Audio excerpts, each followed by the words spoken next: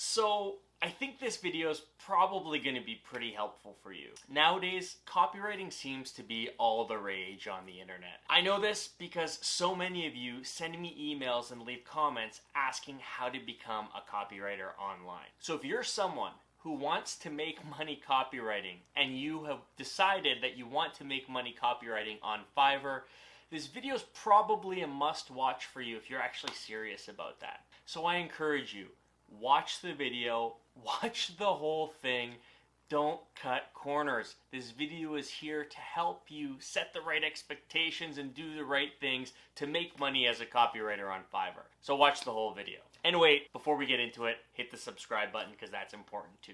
Alright, so tip number one is you should be a confident writer before you start offering your services for sale. Now I'm starting with an easy one, right? Like this should be common sense. If you want to sell services as a copywriter, you should be confident that you should be able to deliver good services as a copywriter. It sounds straightforward, right? Well, you would be so surprised to hear how many people write to me saying that they are trying to be a copywriter. They've given it a go, they're having no success, the world is unfair, everyone's against them, and they don't actually know or have the skills that they need to sell these services. Guys, if you want to be a copywriter, you gotta be a good writer and a good copywriter. So that's step one. You gotta make sure that you're a confident writer and have what it takes to deliver work that people actually want to buy.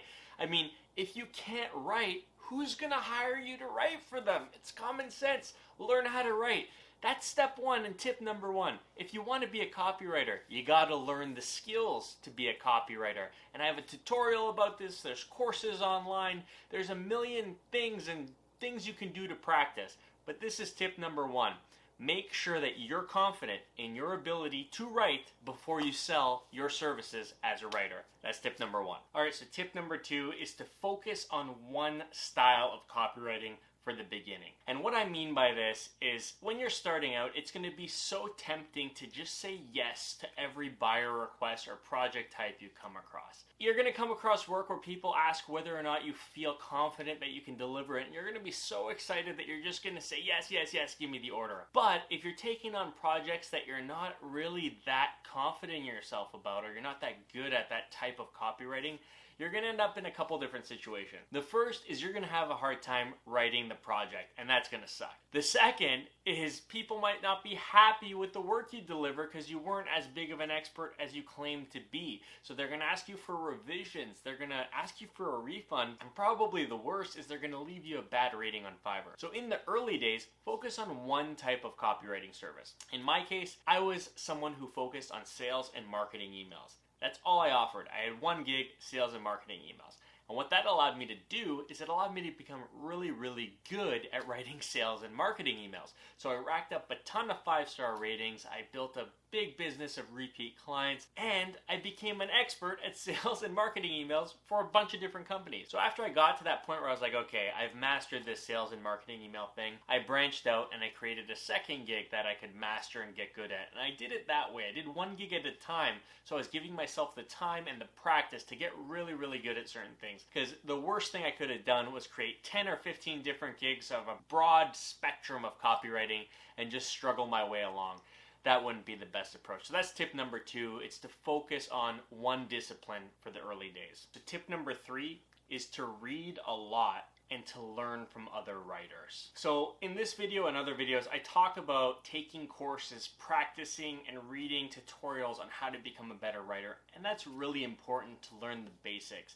But to be a real prolific copywriter that people get excited about working with and are willing to pay you a ton of money to work with, you need to develop your own voice as a writer. And the way to do that is to learn from people who are already good at it. So read a ton. In your spare time, pick up a book, read a news article, read a blog post, read a lot, and try to identify different ways that different writers sound, their styles, how they go about, explaining certain things, their voice. This is so important because it's going to give you an idea of what's out there so you can develop your own voice as a writer.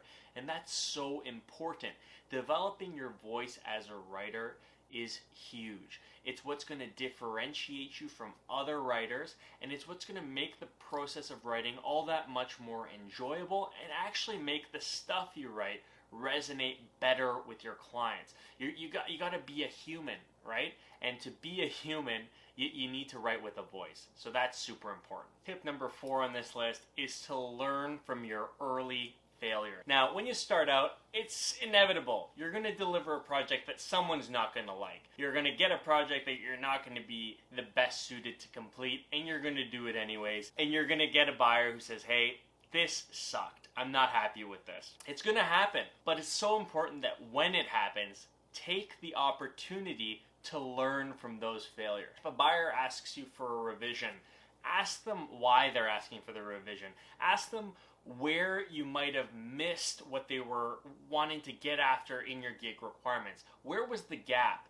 And ask them that stuff so that you can identify, okay, here's where I, maybe didn't do what I needed to do. Here's where I should improve next time. And then maybe you can use that feedback to avoid getting that type of revision down the road. Or if you deliver something and someone says, hey, this doesn't sound like I wanted it to sound, or this doesn't really align with my business, try to figure out where you missed the mark and try to figure out if it's something on your end or their end. If it's an issue with you, you can work to improve that. If it's a communication issue, maybe you need to work on, making better gig requirements questions to make sure that there's less of a gap or less of an opportunity for you guys to miscommunicate or for your buyers to miscommunicate their requirement. Take these early failures and go a step further and ask buyers, hey, why weren't you unhappy with this project?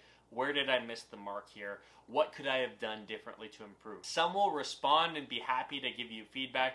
Some won't, and they'll just tell you to go kick rocks. That's fine. But by taking and making the effort to learn from your early failures, you're going to set yourself up for more consistent success down the road as a copywriter, and that's super important. All right, guys, that's all I had for you today. These are the tips that I have for all beginner copywriters that I think will go a long, long way. No one of these tips is more important than the other, but make sure you're taking the time to think about them. Write them down, stick them beside your computer, and keep them top of mind. These are just 4 early tips that'll help you in the early days, but they're going to be so important even as you learn and develop as a writer. Now, other than this, a lot of this is going to come down to you. So if you want to get started, work hard, practice, learn, read a lot, and it's going to pay dividends, and I wish you luck as a copywriter. So until next time, cheers.